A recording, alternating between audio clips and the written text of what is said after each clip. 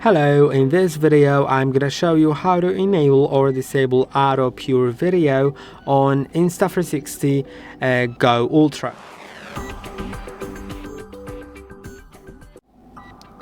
Okay, so if you want to begin, you should begin by sliding down from the top of the screen, then find auto pure video.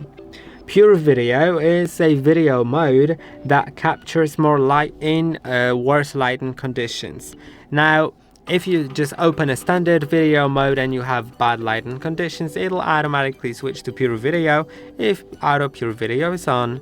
But you can set it to off if you like to stay in the video mode if you set it to that.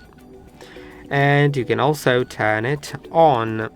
As you can see, it also shows you different information here that it supports 16:9 and 4K, 30 FPS, disabled for action view, 48, 45 or